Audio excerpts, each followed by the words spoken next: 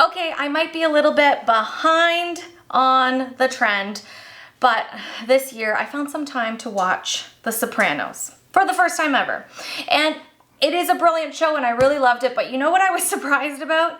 How much cooking and eating happens on that show. Oh my gosh, made me hungry the entire first to third season. So for today's episode, I'm going to try my hand at baked ziti.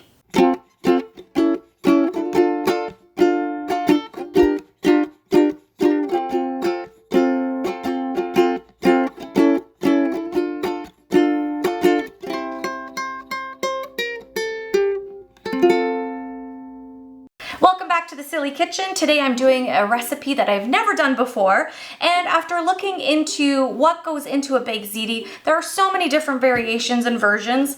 So I'm just gonna kind of take from everything I read and saw online and try my own little version, and hopefully it turns out. Join me for the ride. Let's go.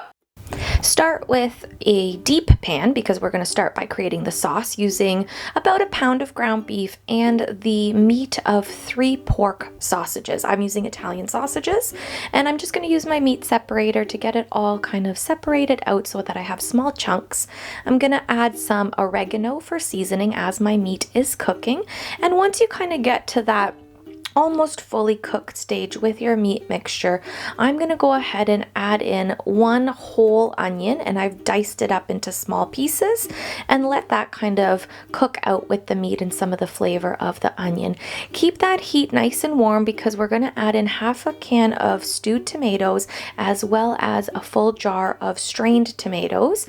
That way when the temperature goes down, we can make sure that we're still warming it right up. And I'm going to add in some Italian seasoning at this point, as well as salt and pepper to whatever taste you like. If you like lots of pepper, get it in there. While that is simmering and cooking, cook your pasta up. I just read the instructions on the penne ziti that I found at the store. I cooked it.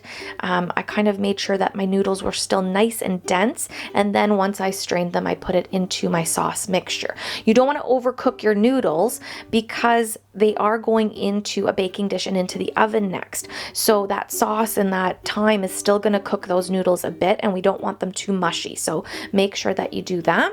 I'm adding a nice layer, and I'm only using about half of the pasta mixture because we're going to put on the ricotta cheese next. And then what you do, because your pasta is nice and warm, if you kind of crumble it on top, you can then use your spoon to sort of spread it out a little bit to make more of an even layer so that you don't just have big chunks of cheese. And then on top of that, a nice sprinkle of Parmesan as well. I mean, if you're a cheese lover like me, this is going to work well for you. Now we're going to do that second layer of the pasta mixture. So do exactly the same thing, kind of push it down a little bit. You don't want it to be too dense, leave a little bit of air through those pockets, and we're going to do the exact same thing with our cheese layers again. So I just like using 2 spoons so that it's easy to crumble and you're not getting, too much all over your hands and fingers. And again, because we have this beautiful warm dish already coming out of the saucepan, it's going to be very easy for you to just spread that cheese all around. It already looks so delicious and smells amazing. If you didn't have enough cheese yet, please feel free to add some more Parmesan, but you don't have to. And sprinkle the top with a little extra seasoning. That Italian seasoning blend is great, and it'll just look really pretty and have a little bit of that aroma coming off of the dish. The next thing you want to do is make sure that your oven has already been preheated to 350 degrees because we're going to bake this in the oven for about 20 to 25 minutes. That way you have these little golden brown crispies on the very top. Now, because I've never made this before, I'm nervous to try it, but I am telling you that I am happy with the way that it looks and smells, and the texture of the noodles coming out of the oven are already looking exactly how I want them to. So, fingers crossed, I think this is going to be great.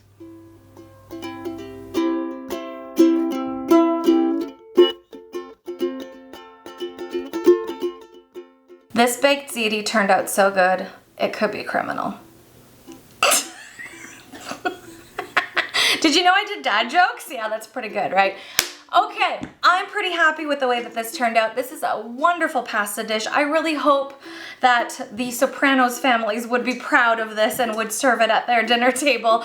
But if they aren't, I'm happy with it and I'm gonna eat it. Thank you for stopping by at the Silly Kitchen. Please give me a subscribe, a like, a shout out, a comment, whatever your heart desires. I would appreciate it. Till next time.